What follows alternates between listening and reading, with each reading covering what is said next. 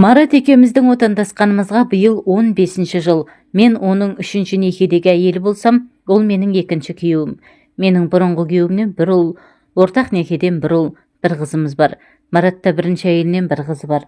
Ол біздерге кейде келіп тұрады. Жалпы мұсылман әйелдерінде алғашқы некелерінен жолы болмаса, әйел 40 шырақты дегенмен, ажырасқан әйелдің 2-ші рет тұрмыс құрып бақытты болуы некен саяқ. Бірақ Құдайға шүкір, мен Маратты кездестіргелі тағдырға өкпем жоқ. Өзімді бақыттымын деп санаймын. Асып-тасып бара жатпасам да біреуден ілгері, біреуден кейін өмір сүріп жатырмыз. 1-ші күйеуім жаман жігіт болғанмен, арақпен ажырамас дос еді. Сау жүретін кезі болмайтын. Арақ өтіп кеткен ауру болатын. 2 жыл тұрмай жатып ажырасып кеттік. Маратпен қосылғанда менің ажырасқаныма 2 жылға таяу уақыт өткен. Екеумізді таныстырған Майра. Жеке өмірінде жолы болмай жүрген жігіт нен кетеді таныса салшы деп. Майра үйінде аяқ асты таныса қалғанда, соның нәтижесінде осылай әп-әсем семья құрып кетеміз деп ойлаған жоқ едім. 2-ші кездескенде бір автобус жора жолдастар тауға шықтық. Тамақ ішіп болған соң, әркім 2-шеуден бөлініп, біреулер доп, біреулер шахмат ойнауға кіріскен. Доп соғып жалыққан соң, оңаша кетіп, өзіме ұнаған шөптер мен гүлдерді жинауға кірістім. Мен өзім аттарында білмейтін шөптерді қызықтап, кейбіреулерін еңкейіп, иіскеп, кейбіреулерін жинап, дем алып жатқан топтан едәуір ұзап кетіппін. Кенет қойтастар арасымен жақындап қалған Маратты көрдім. Біреу жасырын санап отырған ақшамды көріп қалғандай жақтырмай, әрі ыңғайсызданып қалдым. Ол ұялып қымсынған жоқ. Қасыма емін-еркін келіп, Жанар оңашада қасқыр жеп қояды деп қорықпайсың ба деді. Мен кез келген қасқырға жем болатын тоқты емеспін дедім, ойланып та жатпастан. Әйтеуір аузыма келген алғашқы сөзді айта салдым. Өзіңнің әдейі жем болатын арнаулы қасқырларың бар ма? Белей басып жоғары өрлеп, біраз биіктіктен қарамақшы ем Марат. Жүр анау үлкен қойтасқа шығып қайтайық деп қолын ұсынды. Бетіне қол ұстаспай-ақ шығуға болмайды ма дегендей таңдана бір қарадым да қолымды бердім. Қолдары қарулы екен, адымдап тез жүреді. Оған ілесем деп әп-сәтте ентігіп қалдым. Төмендегілер көзден ғайып болған. Бұл шоқының арғы жағы көлеңкелеу, салқындау секілді. Біраз жүрген соң төбемізде өткінші жаңбырдың қара қорғасын бұлттары пайда болғанын байқадым. Денем тоңазып кетті. Кішкене діріл пайда болды. Ол аздай үлкен-үлкен жаңбыр тамшылары төпеп жауа бастады. Лезде үстіміз малмандай су болды. Төмендегі адамдар бала шағаларымен машиналарына тығылып жатқан болар деп ойладым. Демалысымыздың сәні кетті-ау, синоптиктер жауын болмайды деп еді ғой деп қапалана ойладым. Анау жерде үңгір бар екен, кеттік деген Маратпен қосыла жүгіргенде көз алдымызға жақын көрінген үңгір қапелімде жеткізе қоймады. Ақылеп-үқілеп оған жеткенде біздерді мазақ қылғандай жаңбырда бітті. Жаңа жаңбырдан қашып қатты жүгіргенде қолымдағы бір аяқ киімімді түсіріп алыппын. Жаңбырдан кейінгі ызғарлы жел денемді дірілдетіп барады. Ентігіп, бір-бірімізге не істерімізді білмей қарап тұрмыз. Мендей діріл қақпағанымен Мараттың да үстіндегі бір көйлекпен жаурап тоңғаны көрініп тұр. Түрі бозарып кетіпті. Жанар сені құшақтап жылытпағаныма ренжіме, олай жасасам әрі қарай кетіп қалуы мүмкін. Ондай жағдайда сен менің қолымды қақпауың керек деді. Менің құлағым тас бітеліп қалды. Тісім тісіме тимей сақылдап тұрмын. Оның нені меңзегенін түсіндім. Адамдар отырған жерге жеткенше біраз уақыт керек. Оларда дымқыл жерді басқысы келмей, әлі машиналарынан шыққысы келмей отырған шығар. Осы демалысты ұйымдастырып жүрген Алтай осы жерге келгенде тау аралап кетсеңдер де кешкі 6:00-де осы жерге жиналыңдар деген. Оған дейін әлі қайда? Маратқа қарасам маған сұраулы түрмен әлі көз алмастан қарап тұр екен. Бірге болған еркектерім көз алдыма келді.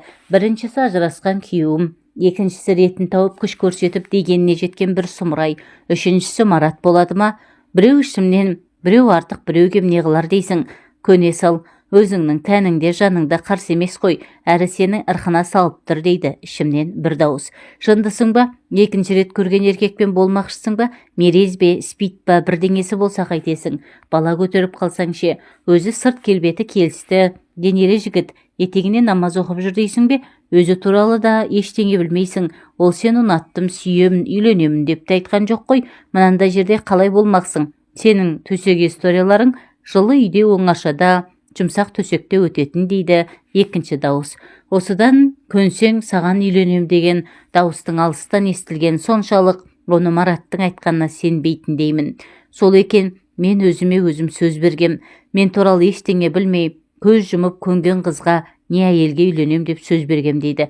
Иә, еркектердің бәрі сол, дегендеріне жеткенше уәдені аямайды.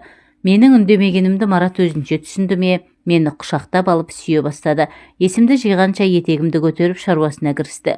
Аздаған ыңғайсыздықтары болмаса, мен онымен болғаныма өкініп те тұрған жоқпын. Қабылдап қалмасам жарар еді деп уайым қылған басым, Мараттың қимылының өзіме ұнап, еріп бара жатқаным сондай, қабылдасам көп болса абортқа барармын деп үлгердім. Бойыма қан жүгіріп жылындым. Оның үстіне мына қапсағай жігіттің мәдениетті әрі көңілге сыйымды әрекеттері жылы үй мен жұмсақ төсектің де жоқтығын білдірмегендей, Мараттың құшағы мені ләззат тұңғиығына тартып барады. Табиғат аясында табиғаттың бір бөлшегіне айналып кеттік. Көздерім жұмулы болса да, көкте екі құстың бір-бірін қуалап қатар ұшып ойнап жүргенін, жерде екі гүлдің басы тербеліп бастары түйісіп сүйіскендерін көңіл көзіммен көргендеймін. Жер мен көктің ортасында табиғаттың балалары табиғат заңынан аттай алмай, соған бағынып, құмардан шығудамыз.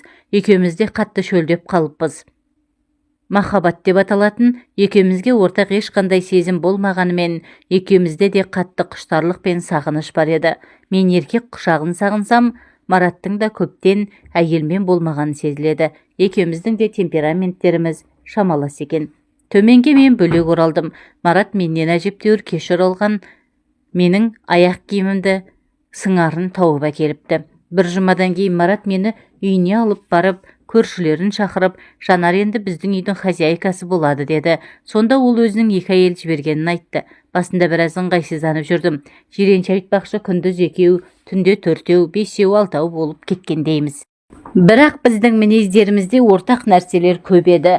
Екеуміз де әңгіме, өсек, депті дегендерге ермейміз де, көңіл аудармаймыз да. Екеуміздің де алдыңғы некелерден аузымыз күйгеніміз бар. Ең алдымен бір-бірімізді ренжітіп алудан қорықтық.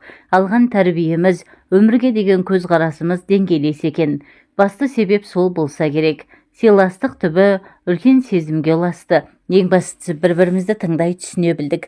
Әлі күнге бір-бірімізді ренжіткен емеспіз. Қосылғанда басын ашып алған мәселеміз Мараттың Жанар бұрын қанша еркекпен болғаның маған қажеті жоқ, білгім де келмейді. Тек алғашқы күннен өле-өлгенше бір-бірімізге адал болуымыз керек деген сөздері менің ойымнан дәл шықты. Бүгін күн сенбі, балалар үйде жоқ. Ерте тұрып құймақ жасап, таңертеңгі сүт қосқан қою шайды ішіп отырып еркелей үн қаттым. Мәке, балалар өсіп жігіт болып келеді. Өтпелі кезеңде жүр. Қыздарда телефон шалып тыным бермейді. Соларға бір жыныстық тақырыпта әңгімелер айтып, ақыл айтыңыз. Қыздардан аулақ жүрсін. Бір нәрсеге ұрынып қателік жасап қоймасын. Жанарау, әлі жас емес пе олар? Жыныстық тақырыпқа әңгіме айту ерте емес пе? Солай деген Марат есіне бір нәрсе түскенде кілт тоқтады да, жоқ, ерте емес екен деп мырс етіп күліп жіберді. Жүзіне барлай қараған мен, қыздармен алғашқы сүйіскенің есіңе түсті ме, әлде әйелмен алғаш болғаның есіңе түсті ме? Айтып берші деп күлдім. Жанарау, сен де адамның ішіндегін оқып отырасың ба? Иә, менің бірінші рет әйелмен болғаным есіме түсті. Сен де айтып берсең айтайын деді. Иә, ерлі-зайыптылар арасындағы бұндай әңгіменің көбі ерсі көретін шығар. Бірақ біздер күнделікті өмір шындығын ертекке айналдырмай, сол күйінде қабылдаймыз. Марат екеуміз де бір-бірімізге қосылғанша бірнеше некеде болғанымызды жоққа шығармайтынбыз. Иә, бұл өмірдің шындығы. Оны еске алғымыз келмегенімен ақиқат солай. Ол мені төсекте басқа әйелмен салыстыра алатын болса, мен де оны төсекте басқа еркекпен салыстыра алатынымды біледі. Мен басымды изедім. Мәкең өзінің қоңыр даусымен әңгімесін бастап кетті. Мектеп бітіретін жылым. Біздер 11-ші класс бітіргенбіз. Жасым 18-ге толады. Қол-аяғым балғадай жігіт болып қалған кезім. Қыздарға өлеңдетіп хат жазғаннан әріге бара алмай жүрміз. Бірде сабақ әзірлеп отыр едім. Көрші бөлмеден анамның зілді үні естілді. Маратай, мына жаңа туған қозыларды анасының бауырына сал, алмай қояр, өздері әлсіз екен, ауыздандыр. Биыл 11-ші класты бітіріп жігіт болып арман қуып Алматыға оқуға барайын деп жүрген жігітке анамның қозыларды ауыздандыр дегеніне риза болмасам да, әдетте бұндай жұмыстармен айналысатын інім Саматтың өкпесіне салқын тиіп, аудан орталығындағы ауруханада жатқанын есіме алып, қозыларды қорадан шығарып, ауладағы енелеріне қостым. Аяқтарын тәлтіректей басып, өз бетінше енелерін дұрыс емей алмаған қозыларды тамақтандыруға бөтелкеге құйып сүтте алып шыққанмын. Бірақ анамның талабы барынша енесін емізу. Сосын барып тоймаса, немесе өздігінен еме алмаса ғана бөтелкемен сүт беру. Біресе тәлтіректеп тұра алмаған, тұрса да енесінің емшегін таба алмаған, тапса да дұрыс еме алмаған қозыларды ұрсып, біресе шыргөбелек айналған қойларды ұрсып, қара терге түстім. Бұндай жұмысқа анамның малтабар атайтын Самат дұрыс еді. Ол малдарды күткенде артық ештеңе байқалмай, ол әбігерге түспей-ақ бар жұмыс өздігінен істеліп жатқандай көрінетін. Қой, енді шаршадым. Кешеке салғанда енелерін дұрыстап емізермін деп еміздікпен тамақтандыруға кіріскенім сол еді. Ойбой, палуан жігіт-ау, не істеп жатырсың деген ойнақы дауыс естілді. Дауыстың ойнақылығы, көңілділігі сондай, мені мынау шуаш пен көң сасыған жерден әдемі, ойыңа не келсең соны істей алатын түрлі түсті сәулелі, әртүрлі сазда әуенді жерге апарып тастағандай. Қарасам Зілиха екен. Бізге аталас жақындығы бар. 5-6 үй әрі тұрады. Ылғи көңілді жүретін келіншек. Күйеуінен ажырасып кеткен, 2 ұлы бар. Анам оны көрсе кірпідей жиырылып жақтырмай қалады. Жай, мына кеш туған қозыларды ауыздандырып жатырмын деп белімді жаздым. Ой, соқталдай жігіт болыпсың ғой, ауыздандырып жатырмын де. Ал ауыздандырған қалай екен деп сиқырлана күлді. Үлкен қара көздері мөлдіреп тұр. Көз айыра алмайсың. Біздің кластың қыздарында бұндай мөлдіреген көз жоқ деп ойлап үлгердім. Онша емес, қозылар емшекті алмай жатыр. 3 туған соң ба қозылар кішкентай әлсіз, бөтелкемен сүт бермекшімін. Қане маған бер, ауыздандыру оп-оңай деп кім айтты саған? Мен қозыларды ауыздандырып берейін, ал сен маған ертең келіп ағаш жарып бересің бе деп көзін қысып, сыбырлап құпиялай сөйледі. Мен басымды шұлғыдым.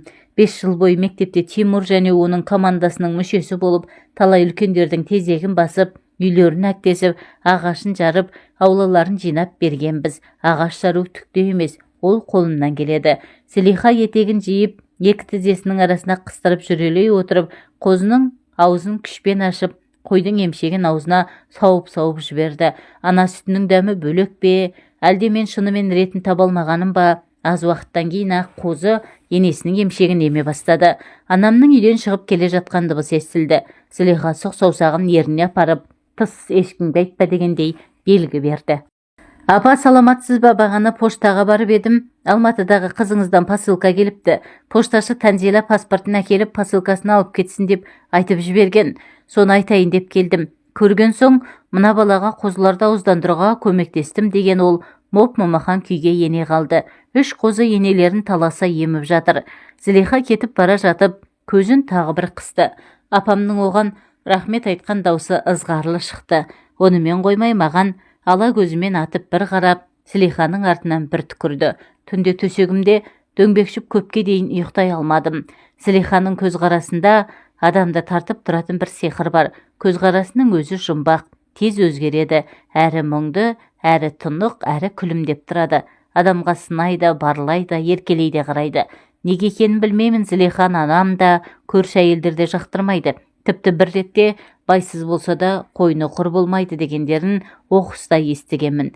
Ертеңіне биік туалды көк қақпаның алдына келіп қоңырауды басқанымда, есік ашқан Зілиха, сен ешкім көрген жоқ па деп айналаға қарап алды.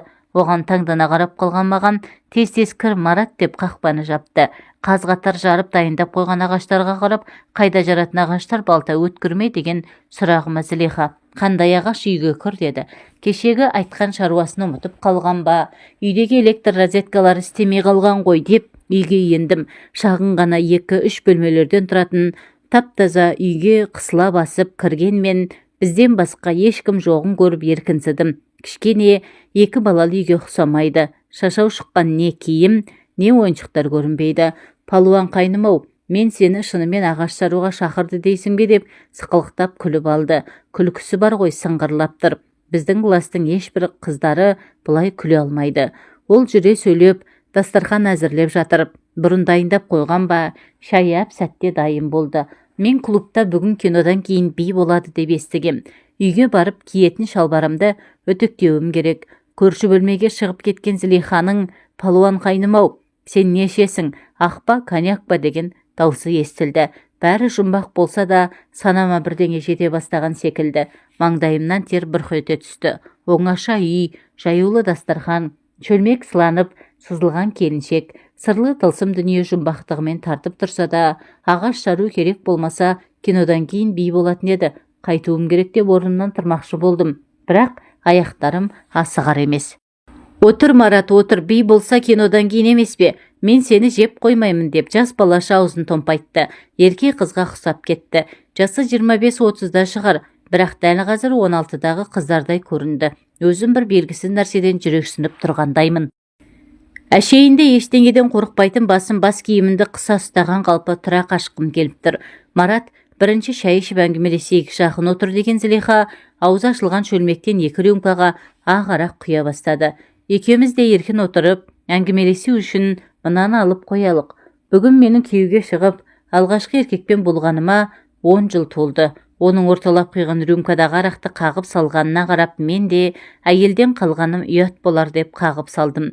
Классымыз 9-шы бітіргенде бірнеше бала әрі қарай оқымай училищеге кететін болғандықтан вечер жасағанбыз. Сонда алғашқы рет арақ ішкем. Әрең демімді алып қақалып шашылғаныма ыңғайсыздансам да, онымды 5 минут өтпей ұмытып кеттім. Еркінсіп әзілдемек болдым. Жақсы хозяйка екенін, дайындаған салаттарының дәмді екенін айттым. Екінші рюмканы ішкенде алғашқыдай қиналған жоқпын. Мойнына байлаған орамалын алып, Зылиха қасыма жақын отырды. Мен оның әппақ, жұп-жұмыр мойнынан көз алмай қалдым. Көйлегінің алды да, арты да ашық екен. Мойнына таққан шынжырына кигізілген жүрек тәрізді кулоны қос анардың ортасына төмен құлапты. Мені көр деп тұңғиыққа тартып жатқандай, найзағай сезім денемді дір еткізіп, дірілдетіп тұрып алды. Біресе жаңағы ішкен 2 рюмка мені қатырып тастағандай ма қалшиып қаттым да қалдым. Ештеңе естімеймін, сөйлей де алмаймын, әлде сөйлегім келмейді. Биді де ұмыттым. Зылиха маған бір нәрселерді айтып жатыр. Арасында тамақ іш, енді арақ ішпейміз дегенін естіледі. Бір кезде қолымды қағып, жаңағы кулонның үстінен басты. Қосанары көйлектің сыртынан ақ қолымды күйдіріп барады. Сонда да тартпадым. Жаңа ойыншықпен әуестенген баладай қосанарды сипалап тұрып қысып-қысып қоямын. Іш киімнің ішінде бір нәрселер болып жатыр. Бір кезде дымқылданып кеткенін сездім. Демімді терең алып, 3-ші рюмка арақты өзім құйып қағып салдым. Палуан қайным, сен менің айтқанымды түсіндің бе? Өткендегі қозыларды ауыздандырғанымыз есіңде ме? Мен сені әйелмен болуға, яғни ауыздандыруға шақырғам. Егер қалғың келмесе кете бер. Қалай кетемін? Тосын, жұмбақ дүние. Өзім жүретін Камчаттың бетінен шала-шарпы 2-3 сүйгенім бар. Әлі ерінен де сүйіп көрген жоқпын. Ал Зылиха сан қырлы, сырлы дүниені ұсынып тұр. Одан қалай бас тартам? Жалпы Зылиха біздің ауылдың көп әйелдеріне ұқсамайды. Шалбар киіп алып велосипедте тебеді. Жас қыздардың арасында волейболды ойнайды. Әр кез үстінен әдемі әтір иісі аңқып жүреді. Кеттік мына бөлмеге деген Зылиханың артынан ере бердім. Бұрын қызбен болмағансың ғой? Жоқ, ештеңе етпейді. Жүретін қызың бар ма? Иә, ничего, бұл сатқындық. Иә, көзге шөп салу емес, тек сәл-пәл. Мына мектептен өту. Бізде оқуға үйретеді, тамақ істеуге, әртүрлі жұмыстарды істеуге, киінуге үйретеді. Ал ең басты нәрсе мен айналысуға үйретпейді. Мен тек соның орнын толтырамын. Әрі менің әйел атанғаныма бүгін тура 10 жыл. Соны өзімше атап өтемін. Жалаңаш әйел денесін жақыннан алғаш көруім. Кинодан, шомылуға барғанда көріп жүрмін ғой. Ал ол қасыңнан табылғанда оның әсері тіпті басқаша екен. Басым айналғандай көзімді жұмдым. Өзі шешініп болып түймелерімді асығыс шешіп жатқан Зылиханы алып кеудеме бастым. Алдымды бір қатты өрттің жалыны шарпып жатқандай болды. Адамға ма, әлде жануарға тән түйсікпен бе, анық білмесем де, ол өртті сөндіретін нәрсе менің білуімше Зылиханың алды. Менің алдымнан да ақылға бағынбас бір күш қозып пайда бола бастады. Бас бермеген арғымағымның артынан еріп, Зылиханы кітаптан оқып, кинодан көріп жүргендей бас салып сүйіп аймалай бастадым. Ұмар-жұмар төсекке құлағанда, әйелдің шешпейсің бе деп тұншыға шыққан даусы емтихан кезіндегі подсказка секілді болды. Іш киімнің қалай шешілетін де ұмытып қалғандаймын. Ұзақ уақыт әуреленген секілдімін. Содан кейін бойымды өртеген қызуды басатын саябаққа кіргім келіп, қақпасын таппай аласұрдым. Әйелдің қолдары көмекке келді. Жоланау деп көрсетіп жібергендей болып еді. Кірмей жатып қақпада нене бере қоржын толы тауарын шашып алған саудагердей күй кештім де басымды қос онардың ортасына тығып жібердім. Қоржынды алып барымды көрсете алмасам да қақпадан ингенімді өзімше бір ерлікке баладым. Ештеңе емес, бұл бірінші рет қой деген әйел даусы құлағыма күңгірлеп жетті. Мені тыныштандырғандай басымнан сипай бастады. Содан найзағай сезім бойыма 5-6 рет келіп, қақпаға қарай шабуылдап, алғашқы күні-ақ осы сабақтың бірнеше әріптерін үйреніп қалдым. Жақсы оқушымын ба, әлде мұғалімім тәжірибелі ме білмеймін. Биге барам деп едің ғой. Клубта кино бітетін уақыт болды. Енді қайт деген Зілиха есіктен шығарып салып тұрып, енді 2-3 рет бірге болсақ, әбден ауызданып кетесің деп сылық-сылық күлді. Содан кейін менің аңдығаным Зілиханың үйі болды. Оған күніне бір барып қайтпасам, сабақта оқи алмайтын күйге түстім. Қалған кезде айналама кітаптарды үйіп алып бөлмемнен шықпаймын. Мен сол кезде ойлағаным, әйелдің ғажап денесі тұрғанда кино, концерт, ал бертін келе оларға қоса қонақты, курорт, тағы басқа қызықтардан гөрі әйел денесін қызықтағаннан, әйел денесіне тояттағаннан артық ештеңе жоқ. Әйел денесіне еш нәрсе жетпейді деп білемін.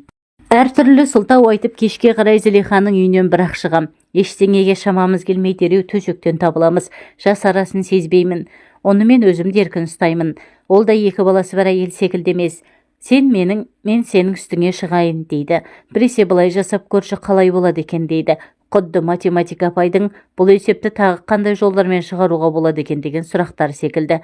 Мен одан кейін де ондай экспериментатор әйелді көрген емеспін. Марат осы сөзді айтқаннан кейін менің бетіме зертте бір қарап алды. Неге екенін өзім де білмеймін, мен төмен қарадым. Тек ойыма Мараттың төсек қатынасы кезіндегі ұсыныстарының көбін қабылдамайтыным есіме түсті. Марат әңгімесін әрі жалғады. Зілиха екеуміздің арамызда сезімде, міндетте ештеңе жоқ. Тек бір-бірімізге магниттей тартатын бір күш бар. Осы күні ойлаймын, мен тіпті сол кезде үйленсем де Зілихаға баруымды қоймас едім деп. Бұл екеуміз үшін де жақсы еді. Бірақ жақсы нәрсе ерте ме кеш пе бітуі тиіс болатын. Бірде кездескенімізде Зілиха балаларының ертең шешесінің үйінен қайтатынын, енді бұлай еркін кездесе алмайтынымызды, тек анда-санда сиректеу, онда да түнгі сағат 1-2-ден кейін 1-2 сағатқа ғана келіп кетуге болатынын айтты. Аз күнде Зілихаға қатты бауыр басып қалыппын. Ішімнен тәтті күндер бітеді ме, жоқ бір реті болар деп ойладым. 18-дегі жігіттің еш нәрсені уайым көрмейтін шағы емес пе? Әдеттегідей бүгін де құштарлықтың бетін 4-5 қайтарып тастап, әйел денесін зерттеп сипалап жатыр ем. Зілиханың айтуынша үздік оқушы екенмін. Есік қоңырау естілді.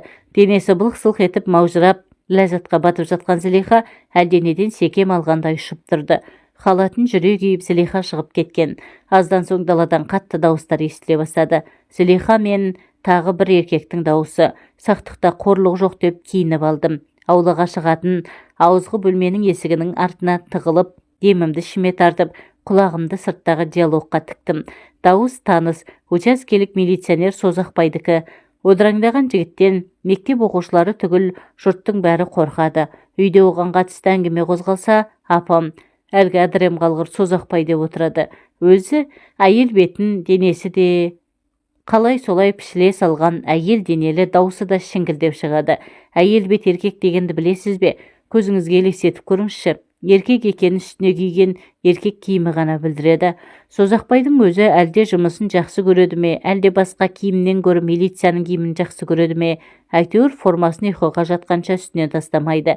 Май басып, қызара бөрткен, безеулі беті, мақансыз тұтасып кеткен белі, қампиған қарны, өзінің пошымына салмақ қосқысы келгендей, жасайтын жасанды қылықтары оны көпке сүйкімсіз етіп көрсетеді. Пияз бен сарымсақ сасып жүретін, аузындағы сап-сары тістері өмірі тіс щеткасын көрмеген секілді. Түкірігі шашырап сөйлегенде сирек мұрты қосыла жыбырлап тұрады. Ия, сұлу қатын, неге сонша бұлданасың? Еркек көрмегендей, не тұрыс, үйге шақырмайсың ба? Мен қонақшыл емеспін. Келген шаруаңызды айтыңыз, және қолыңызды жүгіртпеңіз. Келсем сол күйеуі жоқ әйел жігіт сағынып қалған шығар деп келдім деп, өзінше әзілдеген Созақбай хикилеп, шіңкілдеген даусымен күліп алды. Жігітінің түрін деп, іштей кіжініп жігітшіл Созақбайды бір боқтап алдым. Ағай, қолыңызды тартыңыз деген Зілиханың ашулы даусы тағы естілді. Жа-жа, шаңқылдама, еркек қол тимей жүргендей секіруін айттым ғой, мен келіп тұрамын. ет петіңді, тауықтарыңа жем, отын су, кемдік көрмейсің, кешке келем. Қазір де туралуға болады. Скорсқа салып жібермейміз бе? Жүрсе үйге есікті жап деген Созақбайдың даусы жұмсарғаны мен әмірлі өктем естілді. Жоқ ағай, кірмейсіз. Кірсеңіз мен ауладан шығып кетем. Сіз қала беріңіз. Жай айтқанды түсінбейсің ғой, менің айтқаныма көн. Осы ауылдағы бастық сельсовет екеуміз екенін білмейсің бе? Біз не айтсақ сол заң. Мен сені өзің жас, өзің сұлу болған соң еркелетіп отырсам, бала көтерсең Шымкентте таныс дәрігерлерім бар, апартып түсірем. Маған бала керек емес, онсыз да 4 балам бар, сол жарайды. Ағай, сіз мені күйеу жоқ деп басынбаңыз. Сіз маған ұнамайсыз. Мен сізбен ешқашан бірге болмаймын, шығып кетіңіз. Ешқашан болмаймын деймісің? Өзің шын айтып тұрсың ба? Оның шіңкілдеген жіңішке даусы одан сайын ашыланып, шыңылтырланып кетті. Бұл кезде оның қызарып өткен жүзі күрең жасылға айналып, бетон беттеніп, әйнек көзденіп кеткен болу керек. Сондай түрін бірнеше рет көргенмін. Ха-ха, мына қатынның құтыруын-ай. Мен өткенде қалаға барғанда 500 теңгеге 18-дегі жас қызды туралаған бұлаған. Сен неменеге еркек көрмегендей бұлданасың бәле қатын. Бұл ауылда не көп, байсыз қатын көп. Аяғыма оратылып жүргендері қаншама. Ағай, әңгімеңізді тоқтатыңыз, кетіңіз. Зілейханың даусы жыламсырағанымен қатқыл естілді. Участковый тактикасын өзгертті. Даусы енді жай мәймөңкеленіп шықты. Әй шырағым, Зілейха, жаңа айттым ғой, не көп, байсыз қатын көп. Бірақ сен маған ұнайсың. Зілейха кімге ұнамаған? Біздің үйдегі әйелді білесің ғой, женскиймен ауырады, жатуға болмайды. Оның үстіне тағы екіқабат. Мен енді өлем бе, түсінсеңші. Қатынмен жату үшін қалаға шаба берем бе? Жаным қиналып кетті ғой. Бір мәрте жаным. Әрі қарай мұрныңның астына бірдеңе деп міңгірлеген болса керек, дауыс естілмей кетті. Ұятсыз, тарт қолыңды. Менің құшағым кез келген адам қонып шыға беретін қонақ үй емес. Кетіңіз, қандай жиіркеніштедіңіз. Мен айғайлап көршілерді шақырамын. Содан соң алысқан адамдардың дыбысы білінді. Жұдырықтарымды түйіп алып тістеніп әрең тұрмын. Шығып төбелесейін десем Созақбайға әлім жетпейтінін білем. Әрі ол мені Зілейханың үйінен көрсе, ертең бүкіл ауыл білетінді түсінікті. Ол маған да Зілейхаға да жақсы емес. Созақбай тек қатын дене еркек қана емес, ол қатын мінез еркекте. Бәрін ауылға жаяды. Өткенде Зілейха маған, сен енді келме, мен саған бауыр басып барам, әрі біреу білсе ұят, мені жас баланы бүлдіріп жүр дейді ғой деген. Кетіңіз, мен сізге оншық емеспін. Өз намысымды қорғай алатын әйелмін. Шық үйден, әйтпесе мына айырды тығып алудан тайынбайтын әйелмін. Зілейханың даусы жарықшақтанып шықты. Осы сөздер мен осындай дауысты Зілейханың аузынан шыққанына сенбейтіндеймін. Жә шапылдама, о несей, ауылды басына көтеріп, етегін желден басқа ешнәрсе көтермегендей безілдейді ғой, мынаған шық. Әй, сен біреудің үйінде пропискасы тұрасың, заңды бұзып жүрсің. Мен саған көрсетем, әкеңді танымай жүр екенсің, танытам. Маған отказ берудің қандай екенін. Саған алдымен айыппұл төлеттірем, күніңді түнетем. Алдыма өзің ақ жалынып келесің. Қатындар сенің қойныңды бос болмайды дейді ғой, ауылдың еркектерін бұзып жүрсің деп шіңкілдеген участковыйдың даусы алыстай беріп естілмей кетті. Есіктен сықалап участковыйдың кеткеніне көз жеткізгеннен кейін есік алдына шықтым. Көздері жалт-жұлт етіп, шаштары жалбырап кеткен Зілейха не істерімді білмей тұрған мені құшақтап жылап жіберді. Өксіп-өксіп ұзақ жылады. Еркектердің озбырлығына, өзінің жесір ғұмырына нала айтып жатқандай. Мен қалай жұбатарымды, не айтарымды білмей шашын сипап тұра бердім. Бірер жылдан соң Созақбайдың жазасын берем деп өз-өзіме уәде бердім. Мен қанша асықсам да Зілейханы бұндай жағдайға тастап кете алмадым. Қолына су құйдым. Салқын суға бетін шайып, шашын дұрыстап, өзіне өзі келгендей болды. Көздері ісіп, өксігәлі басылмаған Зілейха диван жақ болған соң төсектің шетіне кездейсоқ отыра кеткен менің тіземе басын салып, біраз әңгіме айтты. Марат деймін, сенен жасырып қайтейін. Мен осы ауылда тұрғалы 3 жылдың ішінде сен менімен болған екінші еркексің. Сенің алдыңдағы адам мені шын жүректен сүйген, бірақ оның отбасын бұза алмадым. Мен ешкімді шын жүрегімен сүйе алмайтын секілдімін. Мені сүйген немесе ұнатқандармен емес, өзім ұнатқан еркектермен болғым келеді. Ажырасқан күйеуіммен 5 жыл жүріп, күйіп-сүйіп қосылып едік. Осы 3 жылда 20 шақты еркек жаңағы Созақбайдың кебін киіп кеткен. Сонда менің жазығым не? Әдеміше болғаным ба, күйеуімнен ажырасқаным ба? Мен оны Созақбаймен өлтірсе де, 1 миллион теңге берем десе де жатпаймын. Жоқ, мен сабама түсуім керек деп ол біресе екі шекесін, біресе желкесін уқалады. Мен көргенім мен естігендерімнен есімді жинай алмай мелшиіп отырмын. Минут сайын есейіп, өмірдің көлеңкелі жақтары мен әйел еркек арасындағы қатынастардың проблемалары туралы өмір сабақтарын алып, көңілге түйюдемін. Зылиха да мен білетін Зылиха емес. Марат, сенің түрің бұзылып кетіпті ғой, сенің жаныңды жараладым-ау, мен қазір сыртқа шығып келейін, бұл соңғы кездесуіміз шығар деп тұрып бара жатқанда, қолы шалбарымның сыртын сипағандай болды. Әлде аңдаусызда тиді ме екен? Ол да соны күтіп тұрғандай дүр сілкініп шыға келді. Есіктен шығып бара жатқан Зылихаға қарасам, ол да мен білетін Зылихаға айналыпты. Менің бойымды тек құштарлық емес, басқа бір сезім қоса жаулап алған. Оның не сезім екенін өзімде түсінбеймін. Зылиханы аяйтындаймын, оны қадірлей түскендеймін. Оның шырқаған жанын жұбатқым келгендей, ісіп кеткен көздерінен бастап аймалаудамын. Оны еркелеткен болам. Менің барынша қолымнан келетін осы еді. Зылиха да қазір төсекте ерекше болды. Бұрын көрсетпеген қылықтар көрсетіп, төсімнен аймалады. Кемшектерімді біресе сүйіп, біресе тілімен қытықтады. Қолдарын кіндігімнің төмен тұсына қайта-қайта апара берді. Апарған сайын енді қалғи бастаған қалбақты қарақшым қайтадан қаруын оқтайды. Менің бозбалалық түйсігім мына кездесудің басқа кездесулерімізден өзгешелеу екенін мойындағандай, мен де Зылихаға ұзақ ләззат сыйлауға тырыстым. Төсекте бозбаладай емес, кәдімгі жол бастар еркекке айнала бастағанын сезгендеймін. Зылиха өзі айтпақшы, оргазм алған кезде не істеп не қойғанын білмей аласұрып кетеді. Мен де дәл сол Зылиха үшін төсектің ең тәтті кез екенін түсініп, сол кезеңді ұзаққа созуға тырыстым. Менің де есім шығып кетеді. Зылиха екеуміз үшін бұл кез еркек пен әйелдің бір-бірінің тәнінен ләззат алу емес, қайта керісінше бір-бірімізге ләззат сыйлауға ұмтылғанымызды ұқтым. Мен оның көңіліне қарауым, менің оған жас алшақтығына байланысты ешқашан айтылмайтын сезімнің өтеуі болса деймін. Жүзінен бақыттылықтың белгісі білініп, даусынан қуаныштың лебі ескен Зылиха маған үзіле қарап, сен бүгін ерекшесің жаным, деді. Емтихан тапсырып, інімді ауруханадан әкеліп, одан үйге алыстағы нағашыларым келіп, тағы басқа жұмыстармен арада 10 шақты күн өтіп кетті. Осы арада Зылиха ойымнан шықпағанмен барудың реті келмеді. Үйінде телефон да жоқ. Бір күні газеттерді ала келейін деп почтаға соққанымда Зылиханы кездестірдім. Паспорт тәртібін бұзып, тұратын жерінде тіркелмегендіктен айыппұл салыныпты. Соны төлеп тұр екен. Менің көз алдыма Созақбайдың кіжінген түрі келді. Көптің көзінше ештеңе айта алмай, көздерімен жұбатып кеттім. Бір күні тағы бір емтиханды тапсырып, деп тынымсымды алғандай болдым. Бір-екі күнде моншаға барып, Зылихаға баратынымды ойлап, ішімнен қуанып жүр. Таңертеңгі шай үстінде апам, Зылиха қалаға көшіп кетіпті, деді. Шай ішіп болғаным мұндай абырой болар ма? Ішімдегі болып жатқан астан-кестең дауылды ешкімге білдірмейін дегендей, сүріне қабына өзенге қарай жүгірдім. Таңертеңгі салқынға да қарамай, шомылатын мезгіл болмаса да келе салқын суға қойып кеттім. Денемнің әр мүшесі, әр тіканы, әр түйіршік қаным Зылиханы шоқтап жатқандай, ішімнен қош бол, мен ауыздандырған әйел, дедім. Содан кейін, жоқ Зылиха, сен мен ауыздандырып қана қойған жоқсың, одан да көп нәрсе бердің, көп нәрсе ұқтырдың, дедім. Содан кейін Зылиханы көргенде, естігенде жоқпын. Марат әңгімесін аяқтап, сол күндерге еніп кеткендей, екі көзін бір нүктеге қадап, ауыр ойға шомып отырып қалыпты. Кеудем шым ете қалды.